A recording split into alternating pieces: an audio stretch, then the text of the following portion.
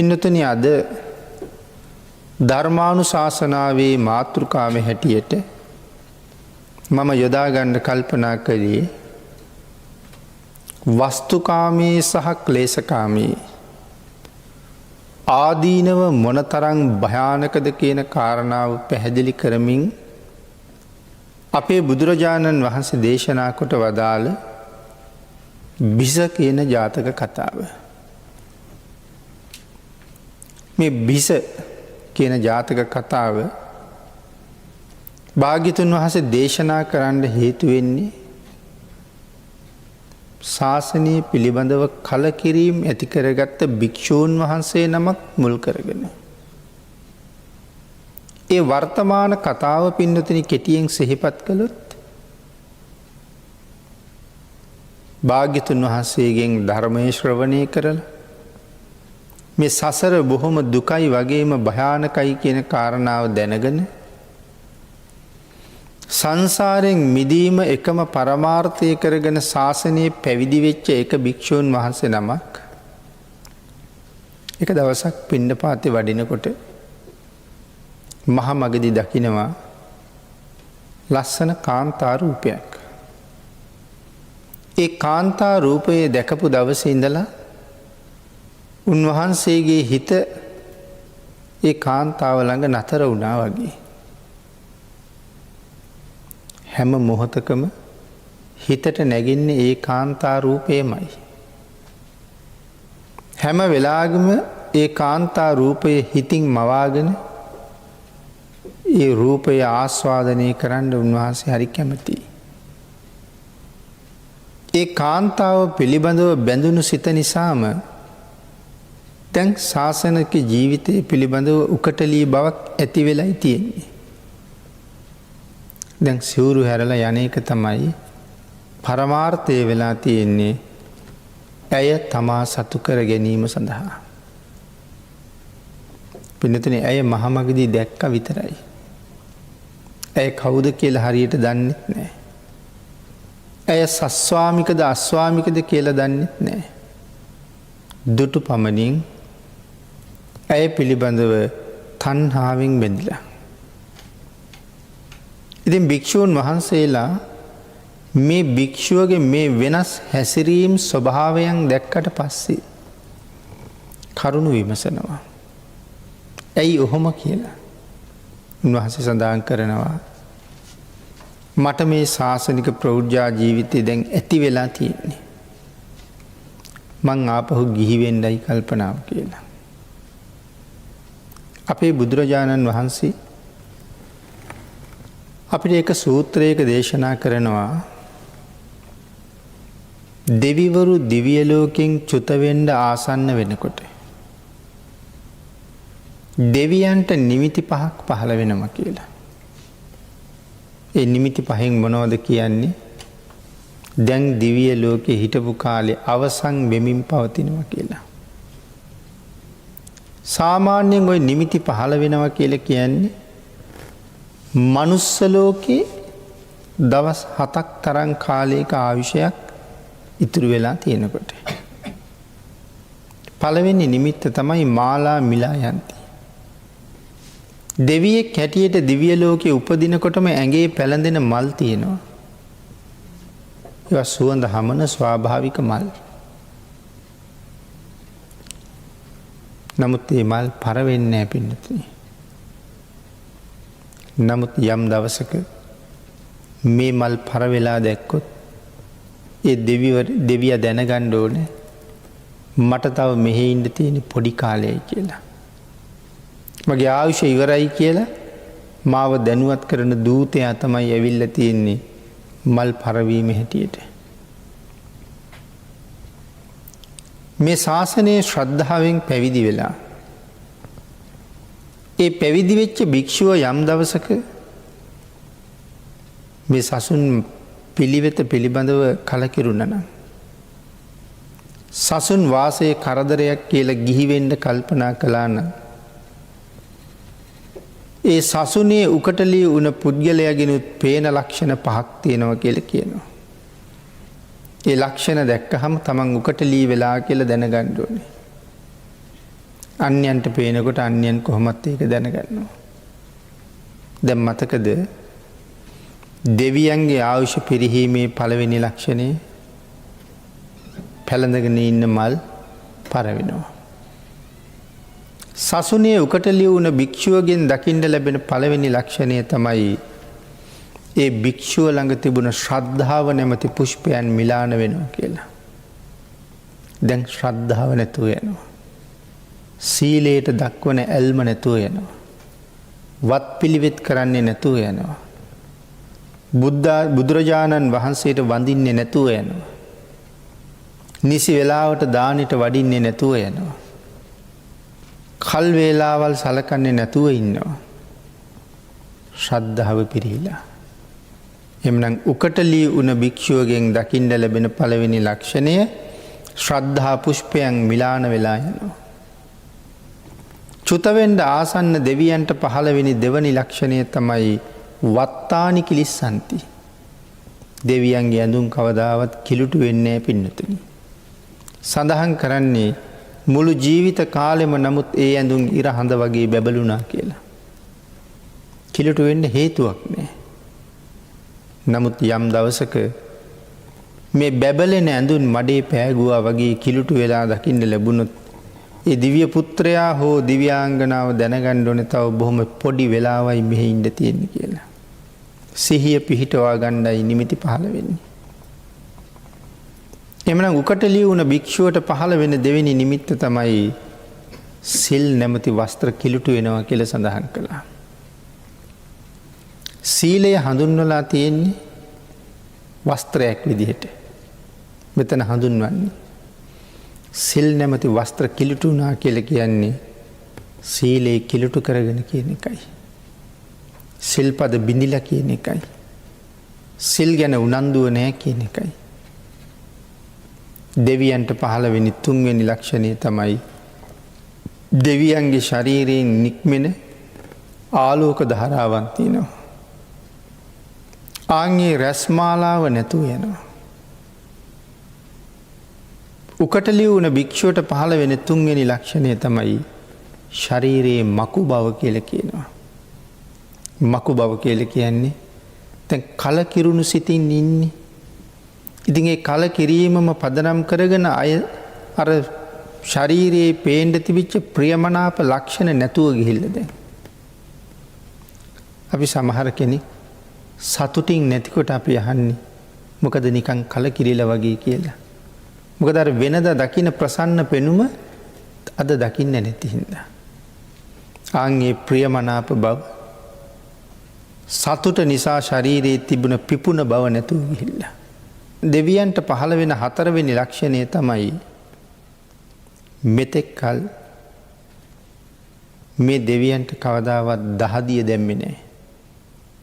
දෙවියන්ට දහදිය දාන්නේ පින්නතුනි. නමුත් යම් දවසක ශරීරයේ ඉකිලි ආදී කිහිලි ආදී නොයෙක් තැන් වලින් වැగిරෙන්න ගන්නව නම් දහදිය. මන් තව බොහෝම පොඩි වෙලාවයි දෙවියෙක් හැටියට ඉන්නේ කියලා දැනගන්න ඕනේ. ආන් එහෙමනම් උකටලී වුණ භික්ෂුවගෙන් දකින්න ලැබෙන හතරවෙනි ලක්ෂණය තමයි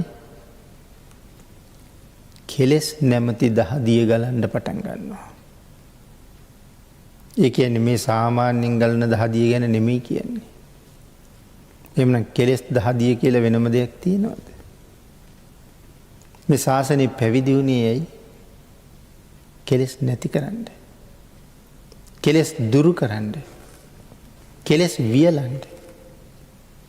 නමුත් දැන් අර කාන්තාව පිළිබඳව කල්පනා කර කර ගිහි ජීවිතය පිළිබඳව කල්පනා කර කර ගිහි වෙලා ඇයි විවාහ කරගෙන ජීවත් වෙන හැටි කල්පනා කර කර දරුවෝ හදන හැටි ධනය හොයන හැටි කල්පනා කර කර කෙලෙස් වලින් දුරු වෙන්න ආපු මේ පුද්ගලයා දැන් මෙතෙක් නොතිබිච්ච කෙලෙස් ආකාරයකින් පිරෙනවා. ඒකයි සඳහන් කළේ කෙලෙස් දහදිය ගලන්න පටන් ගන්නවා කියලා. දෙවියන්ට පහළ වෙන හතරවෙනි අන්තිම ලක්ෂණයේ පස්වෙනි එක තමයි මෙච්චර කාලයක් සැප විඳපු දිව්‍ය යහනට යම් දවසක ගොඩ වෙන්න හිතෙන්නේ නැත්තම් ඒකත් චුත වීමේ ලක්ෂණය. ඒ දෙවියන්ට සැපවිඳපු යහන අප්‍රිය වුණේ යම්සේද ශාසනය උකටලි වුණ භික්‍ෂුවට රුක්ෂ මූල සේනාසන අරණ්‍ය සේනාසන ඒ පිළිබඳව ඇල්ම උපදින්නේ නෑ. ඒ තැන්වල විවේකීව වාඩි වෙලා බවුන් වඩන්ඩ අදහසක් නෑ. ඒ හුද කලා බවට දැන් ඔහු ප්‍රිය කරන්නේ නෑ. ඒ කාරණාවෙනු ප්‍රවෘජිත ජීවිතය පිළිබඳව උකටිලී වෙලා කියලා කියන්න පුළුවන්. දිහනම් දෙවියන්ට චුතවෙන්ඩ ලක්ෂණ පහක් පහළ වෙනවා. ශාසනින් බැහැරවෙන්ඩ තීරණය කරන කෙනාටත් මේ ලක්ෂණ පහ පහළ වෙනවා දකිින්ට පුළුවන් කියල සඳහන් කරනවා. පින්නතින අපේ භාග්‍යතුන් වහසේ සඳහන් කරනවා යම් පුද්ගලයෙක් ස්ත්‍රීන් පිළිබඳව බැඳුණු සිත් ඇතුව වාසය කරනවා නං ඒ පුද්ගලයා ඒ කාන්තයෙන් තේජසින් පිරිහෙනවා කියලා. පුරුෂ තේජසින් පිරිහිලා යනවා කියල සඳහන් කරනවා. උදාහරණයක් සඳහන් කරනවා පැරණි පඬිවරු පවා ස්ත්‍රීන් නිසා තේජසින් පිරිහිලා නොයෙක් දුක්වලට විපත්වලට පැමුණුණු ආකාරයක් දක්වනවා.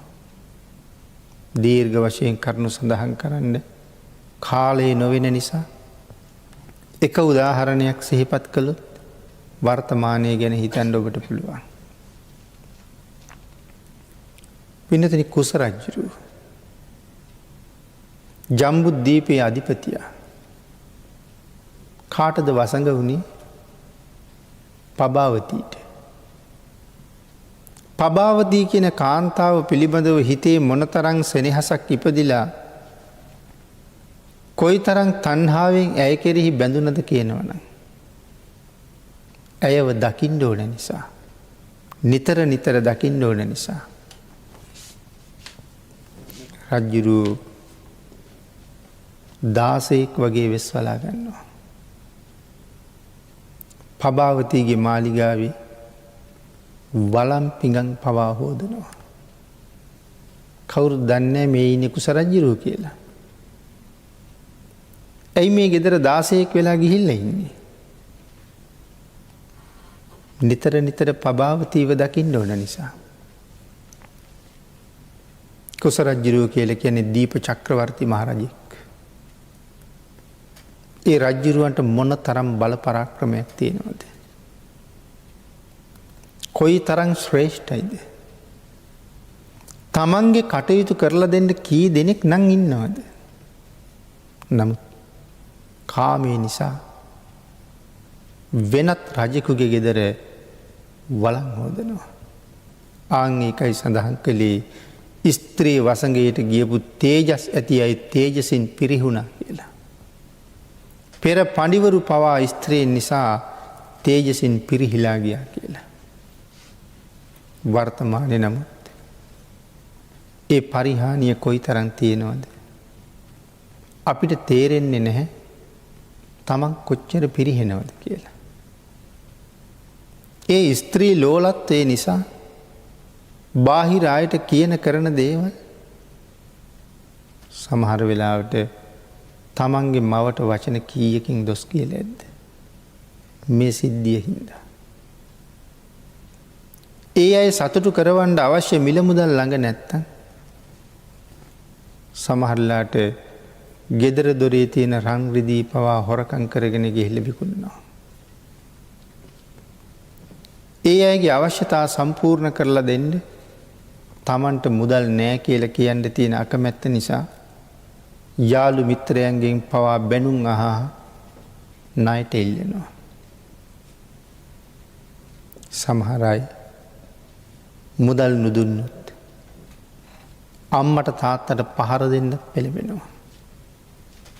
පහුගේ කාලි අපිට අහන්ඩ ලැබුණ තමන්ගේ ප්‍රේමවන්තයට අවශ්‍ය ත්‍යාගයක් දෙන්න මුදල් නුදුන්න නිසා අම්මගේ ජීවිතය පවා නැති කලා කියන කාරණාව.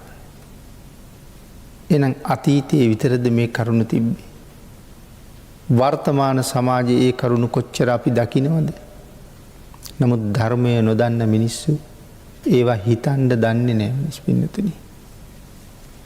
ධර්මය නොදන්නාකම ජීවිතයක තියෙන පුදුමාකාර අන්ත අසරණ බවක්. ධර්මය දන්න කෙනා තමනුත් රැකගෙන සංසාරය අසරණ නොවී කටයුතු කරනවා වගේ තව බොහෝ දෙනාට සසරින් අතමිදෙන වැඩ පිළිවෙල කියල දෙනවා. සමහර පුරුෂයෙක් සමහරලාට තමන් විවාහ වෙලා ඉඳලා තවත් ස්ත්‍රියක් පිළිබඳව හිතේ ඇඟීමක් ඇති වුණහම ජීවිත කාලි සෑහෙන කාලයක් තමන් එකට ජීවත් වෙලා ජීවිත ප්‍රශ්නවලට තමන් එකටම මූුණ දීලා දරුමල්ලු හදාගෙන ඒ වගකීන් ටිකත් ඉටු කරගෙන ඉන්න බිරින්ද ඇවුරු ජීවිතක්ෂයට පත් කරන්න දෙපාරක් හිතන්නේ. ඔවුන් තමන්ගේ ගෙවල් වලින් එළියට ඇදලදාන්නේ අනුකම්පාව විරහිතව. තමන්ගේ ප්‍රාණයත් දරුවනුත් සමානයි කියලා කාලයක් හිතාගෙන හිටපු අය අන්තිමට ඒ දරුව පවාත් හරිනවා තවත් ස්ත්‍රී ලෝලත්වයක් නිසා. එනිසා පිරිහෙන ප්‍රමාණයන් ගැන කතා කරනවනම් පෑගණන් කතා කරන්න තියෙනවා. නමුත් ධර්මයේ ඒ කරුණු අපිට කියල තියෙනවා. ඉති මෙන්න මේ කරුණු දක්වලා පැහැදිලි කරලා භාග්‍යතුන් වහස දේශනා කරනවා මහන.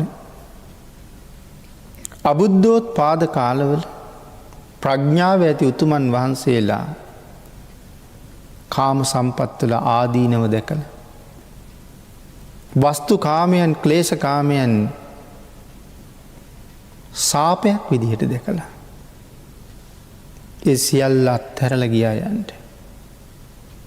නමුත් මෙවන් නෛර්යානික වූ ශාසනයේ පැවිදි වෙලා ක්ලේශයට විරුද්ධ වූ ශාසනයක පැවිදි වෙලා කලාතුරකින් ලෝක ධාතුවේ පහළ වෙන තථාගතයන් වහන්සේ වැඩ ඉන්න මොහොතක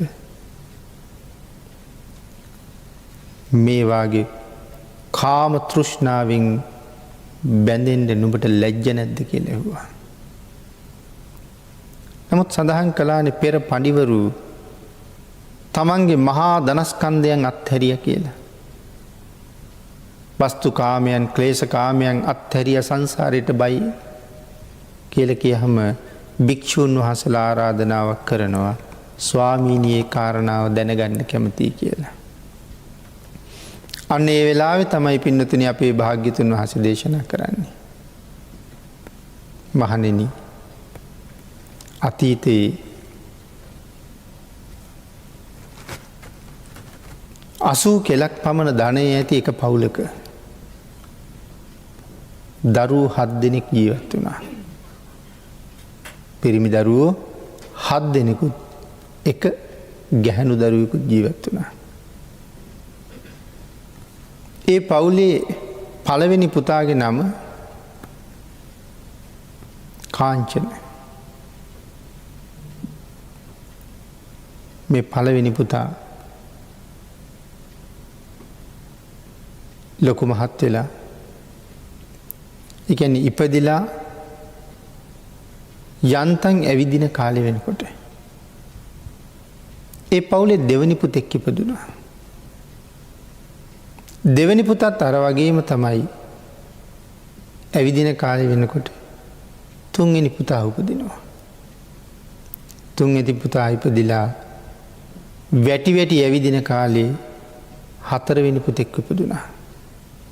ඉතින් ආන් ඒ විදිහට පිරිමි දරුවෝ 7 දෙනෙක් උප්පත්තිය ලැබුවා.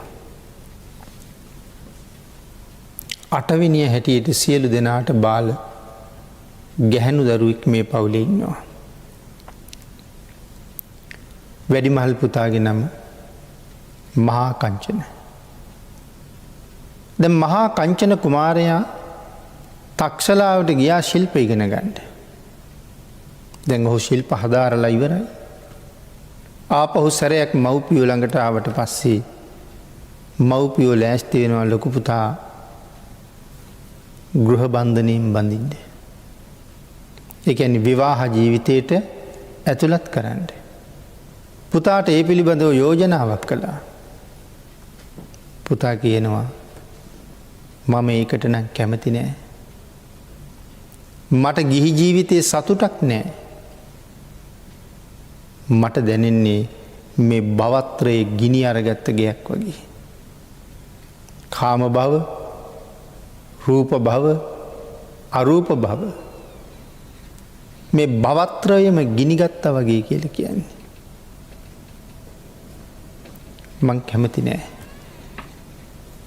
කාම සේවනය කියන එක මම සිහිනෙන්වත් ප්‍රාර්ථනා කරන්නේ කියලා කියනවා.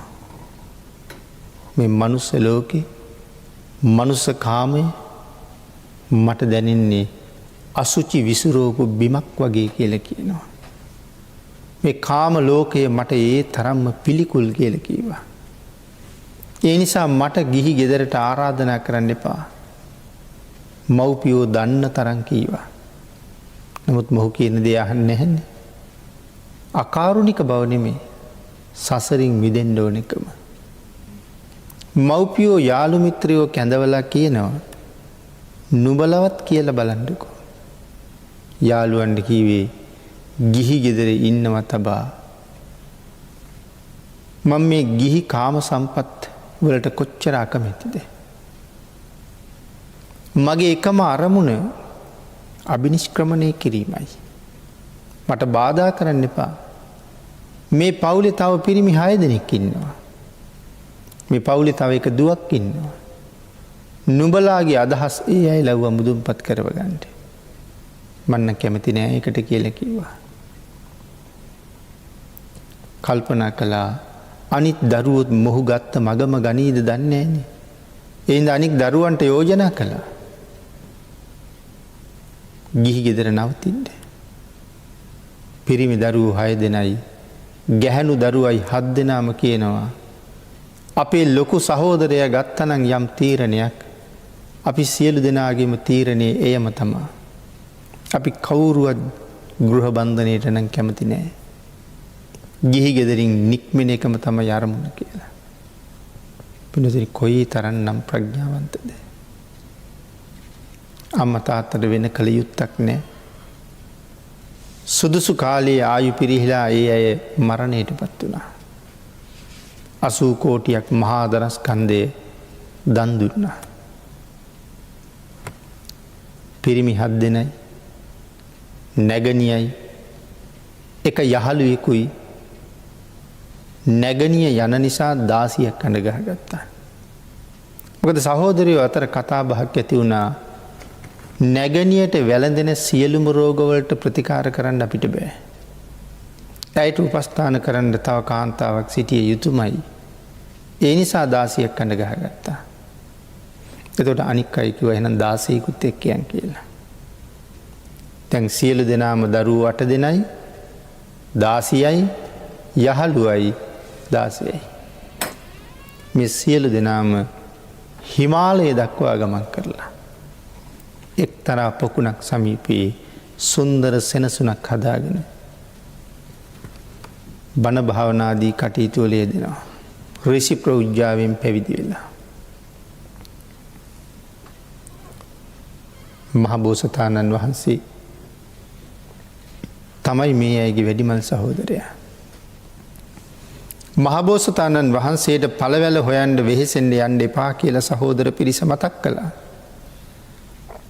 ඒ වගේම නැගණියටත් එන්න එපා කියලා මතක් කළා. හැබැයි අනික් සියලු දෙනා පළවැල් නෙලන්න යනවා. යම් පුද්ගලයේ ගහක යම් විශේෂ ගෙඩියක් දැක්කද විශේෂ සිදුවීමක් දැක්කද සියලු දෙනාම එකතු වෙලා ඕක ගැන කතාව. දැන් හැරියට මහ කැලෑව ඇතුලේ ගමක් තියෙනවා වගේ. ඇයි මේගොල්ලන්ගේ හරි උස් හඬින් සද්දි. මහබෝසතාණන් වහන්සේ කල්පනා කළා 80 කෝටියක් ධනය අත්හැරලා ආවේ මේ කැලෑව ඇතුලේ මෙහෙම වාසය කරන්නද?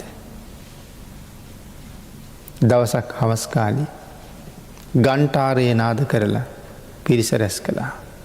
රැස් කරලා කිව්වා මින් මනතට පළවැල නෙලන්න කිසි කෙනෙක් යන්නේ. තම තමන්ගේ පන්සල් වල වාඩි වෙලා වනාන්තරගත වුණ කාරණාව මුදුන්පත් කරගන්න කියලා. සියලු දෙනාටම පළවැල නෙලන්නේ මම කියලා කිව්වා. එතකොට මේ පිරිස ඔක්කොම කියනවා අනේ එහෙම කියන්න එපා බ්‍රාහ්මණතුමනි. සමා වෙන සේක්වා වරදක් වුණා නම්.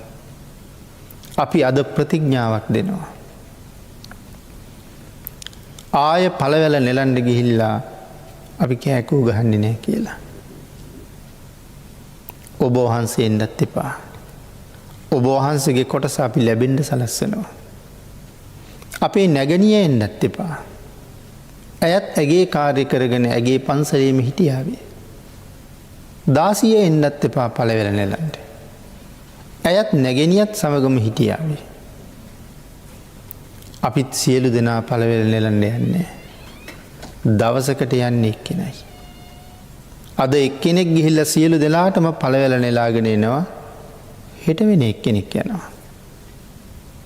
පළවෙල නෙලාගෙන ඇවිල්ලා එක්තරා සමතලා භූමියක ඒ සියල්ල කොටස් කරනවා. කොටස් 11කටනේ බෙදන්න ඕනේ. මුලින්ම බෙදන්නුනේ කොටස් 11කට. ඒකෙන් වැඩිමහලු සහෝදරයගේ කොටස වෙනම වෙන් කළා. අනික් සියලු දෙනාගේම කොටස් වෙන් කළා. පළවැල නෙලාගෙන ආපු කෙනා තමන්ගේ කොටස අරගත්තා. ගන්ටාරේ නාද කරලා යන්න යනවා. එතකොට හැමෝම ඇවිල්ලා තම තමන්ගේ කොටස් අරගෙන යන්න ඕනේ. දැන් මේ විදිහට දැන් කැලෑවේ කිසිම ශබ්දයක් නැහැ. සියලු දෙනාම තමන්ගේ කාර්යයේ උපරිමයෙන් යෙදෙනවා.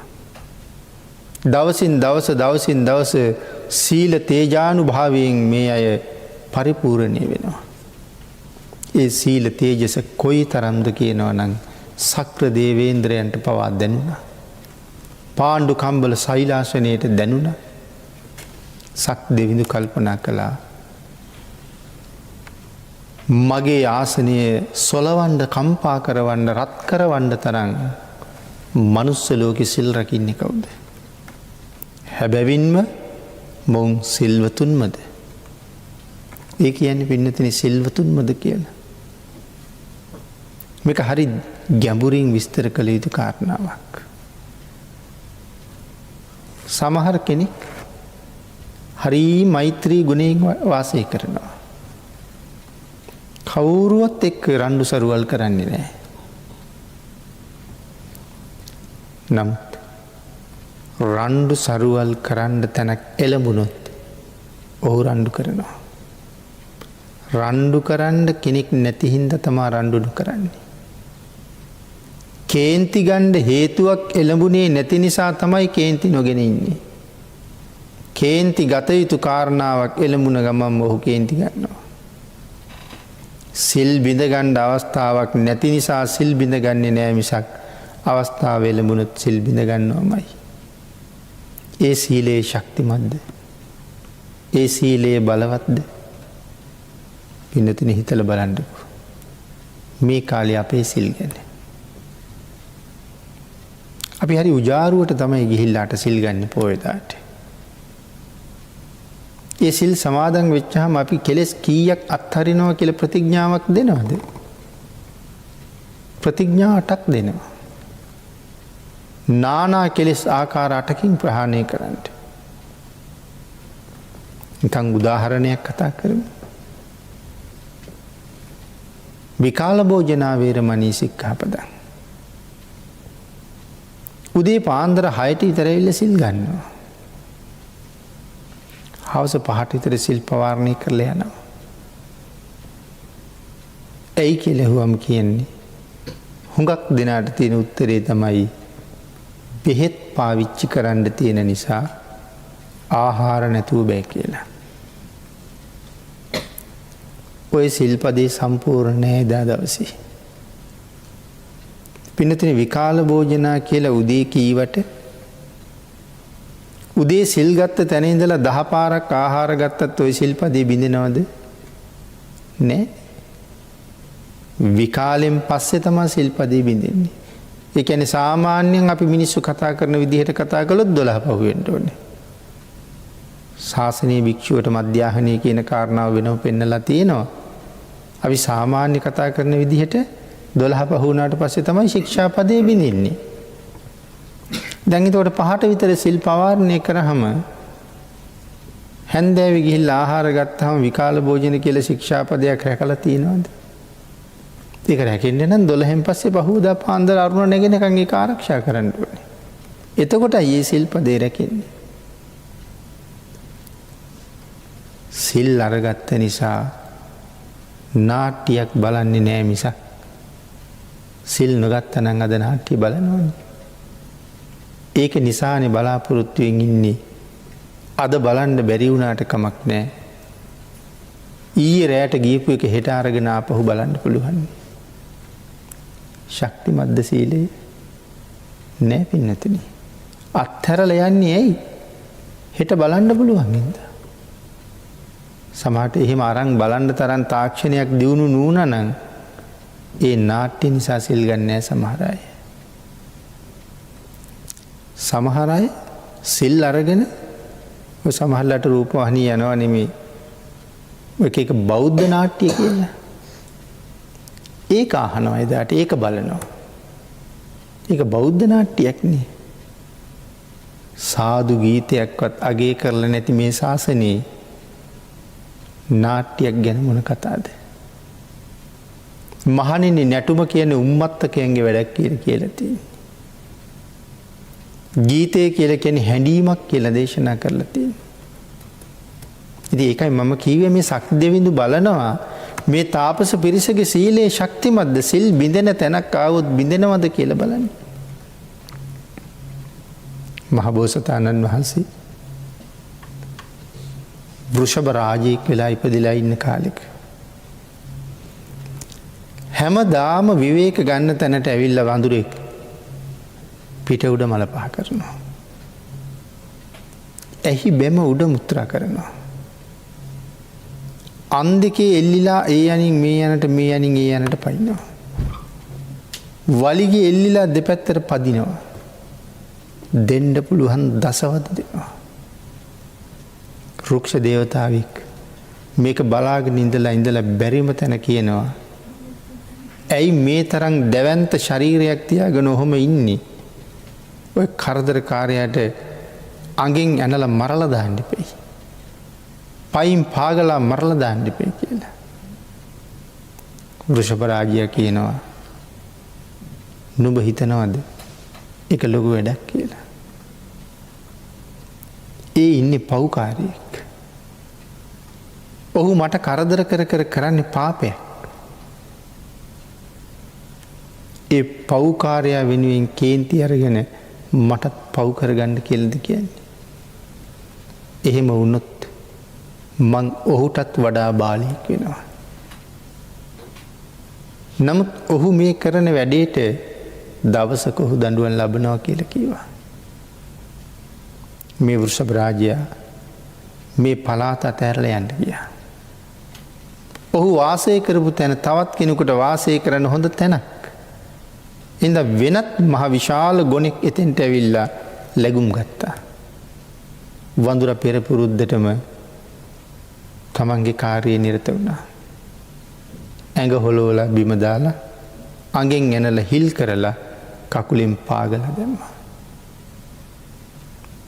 එහෙමනම් එදා බෝසතාණන් වහන්සේ කියන්නේ ඔහු පව් කරගන්නවා කියලා මටත් පව් කරගන්නද කියන්නේ?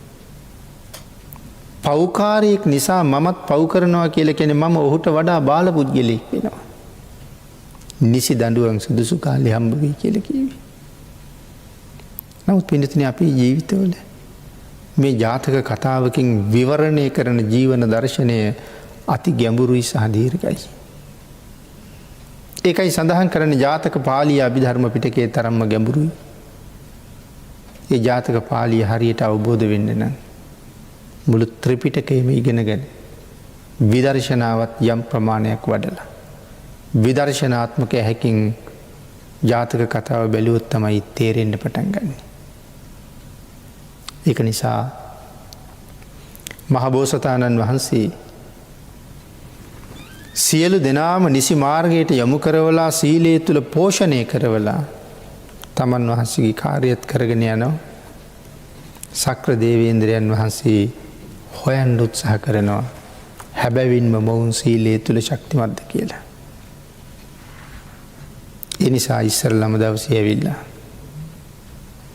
මහබෝසතාණන් වහන්සේගේ නෙළුම් අල කොටස හැංගුවා. සියලු දෙනාම තම තමන්ගේ ආහාර අරගෙන ගියා. බෝසතාණන් වහන්සේනකොට තමන්ට නෑ. කෙනෙකුට කියන්න පුළුවන් ඉතින් බෝසතාණන් වහන්සේ කොටස නැත්තම් අනික් අයගේ කොටසක්වත් දෙන්න එපයි කියලා. එහෙම කතාවක් මෙතන නැහැනේ. 11කට බෙදලා තියෙනවා. මම දන්නේ නැහැ අනික් කෙනා ඇවිල්ලා ගත්තද නැද්ද කියලා. ඒකාන්තයෙන් කොටස් 11 බෙදිනවා. ඒ ඉඳ යාගේ කොටස නැත්තම් යා අරන් යන්න ඇති. ඉතින් බෝසතාණන් වහන්සේ අන්තිමට එනවා කොටස නැහැ. මගේ සහෝදරයින්ට අද ආහාර මදි වුණාද දන්නේ නැහැ. එහෙම නැත්තම් මට ආහාර නොතිය ඉන්නේ නැහැ. කමක් නැහැ. සතුටුයි ඒගොල්ලන්ගේ මදිපාඩුව එහෙම පිරෙනවා නම්. දෙවනි දවසෙත් ඇවිල්ලා බැලුවා. එදත් නැහැ. පළවෙනි දවසේ නම් අමතක වුණා කිය හැකි. නැත්තම් මදි වුණා කිය හැකි. දෙවනි දවසේ නම් මේක නොසලකිල්ලක්. තුන්වෙනි දවසෙත් ඇවිල්ලා බැලුවා තුන්වෙනි දවසෙත් නැහැ. තරහක් නන්නේ කොහොමද? නමුත් කල්පනා කළා දවස් 3ක් ආහාර මට තියන්නේ නැත්තේ මගේ කිසියම් වරදක් වෙනවද දන්නේ. මගේ වරදට ඒගොල්ලෝ කලකිරිලාද දන්නේ. මට එයාලගේ ආහාර නැතුවට කමක් නැහැ. අඩුපාඩුවක් තියෙනවනම් ඒක හදාගන්න ඕනේනේ. ඒක දැනගන්න අහලා බලන්න ඕනේ කියලා හිතුවා. හැන්දෑවි ගන්ටාරේ නාද කළා. සියලු දෙනාම රැස් වුණා. රැස් වුණාට පස්සේ කාරණාව කීවා. දවස් 3ක් මට ආහාර තිබුණේ නැහැ. කියනකොටම පිරිස කිව්වා ස්වාමීනි මොනවද කියන්නේ? ඔබ වහන්සේට නොතිය කවද්ද අපි වළඳන්නේ? ඒකාන්තයෙන් ඔබ වහන්සේගේ පංගුව අපි වෙන් කරනවා. එසේමයි ස්වාමීනි. නමුත් කොටස නැහැනේ. දෙවනි දවසෙත් නෑ තුන්වෙනි දවසෙත් නෑ. මෙතන ඉන්න පිරිස අතරේ හොරෙකුත් නෑ. කවුරුත් හොරකම් කරලත් නෑ. නමුත් ආහාර පංගුව නෑ.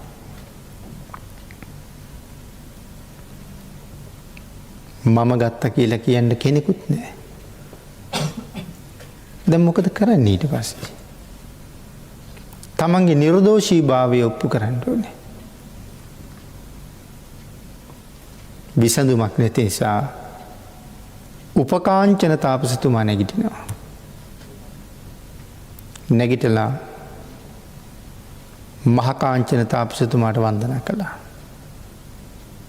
වන්දනා කරලා කියනවා බ්‍රාහ්මණතුමනි නුඹ වහන්සේගේ නෙළුම් අල කොටස මම භුක්ති විඳින්නේ නැහැ. නමුත් නුඹ වහන්සේගේ නෙළුම් අල කොටස ස්වාමීනි මම භුක්ති විඳනනම් මට මොනවද වෙන්න ඕනේ? ආන් එහෙම සඳහන් කරලා පැහැදිලි කරනවා අස්සං ගවං රජතං ජාත රූපං බරියංච සෝ ඉද ලබතං මනාපං පුත්තේහි දාරේහි සමග්ගි හෝතු බිසානිතේ බ්‍රාහ්මණයෝ අහසි.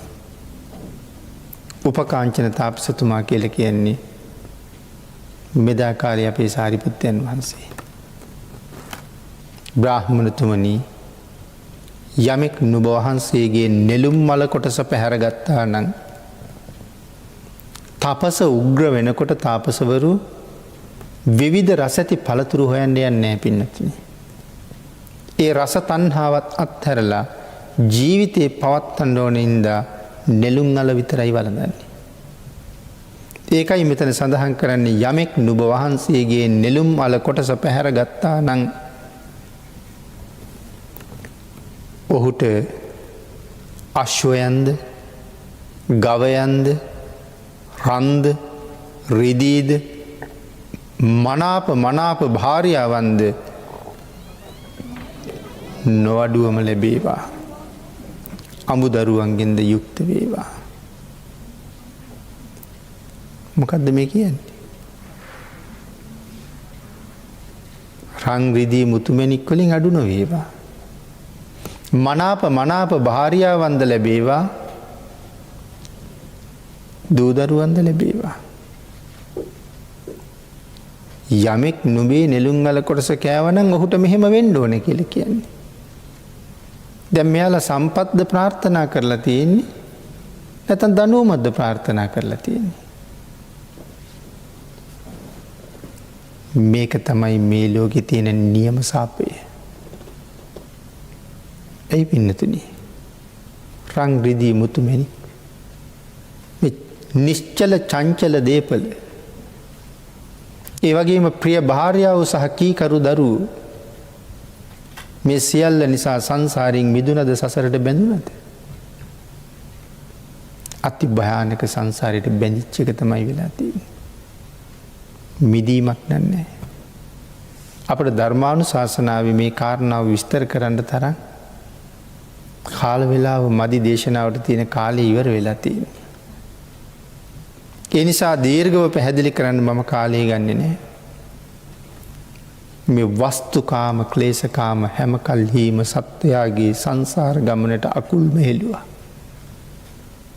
මේ සා දීර්ඝ කාලයක් ලක්ෂ ගණන් බුදුරජාණන් වහන්සේලා මගහැරි මේ සංසාර ගමනේ එන්නේ වෙන දෙයක් නිසා නෙමේ වස්තුකාම සහ ක්ලේශකාම නිසා. මේ රං රිදී මුතුමැණික් ප්‍රියමනාප භාර්යාවන් සහ දරුවන් නිසා මේ සංසාරයේ ඔබත් මමත් අපායේ දුක් විඳපු වාර ඉවරයක් නැහැ පින්නතුනි. මේ සම්පත් නිසා අපි പ്രേත වෙලා හිටපු වාර සීමාවක් නැහැ. මේ සම්පත් නිසා අපි තිරිසන් ලෝකේ ඉපදිච්ච වාර සීමාවක් නැහැ. එන්න මේ ප්‍රියමනාප ධන සම්පත් මේ සංසාරයේ අන්ත ප්‍රපාත දුකකටම අපි ඇදලා දැම්ම මිසක් කවදාවත් සැනසීමක් තිබුණේ නැහැ. සැනසීම කියලා රැවටිලා හිටිය මිසක් ඒ කාම තණ්හාව හින්දායි රැවටුනේ. නිදහසක් කොහෙද ඒ තුල?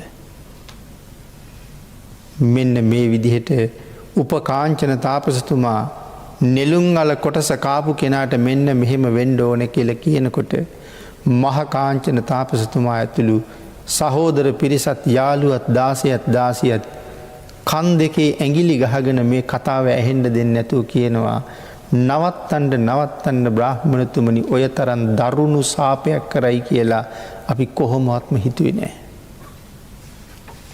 නුඹ ඒකාන්තයෙන් නෙළුම් අල කොටස හොරා නොකෑව බව සත්‍යයි. තව සාප කරගන්න නැතුව ගිහිල්ලා වාඩි වෙන්න කිව්වා. අති දීර්ඝ ගැඹුරු අර්ථයක් මෙතන තියෙනවා. නමුත් මේ සුවිශේෂී ජාතක කතාව පළමුවෙනි දේශනාව හැටියට අපි මේ වෙලාවේ නිමා කරමු.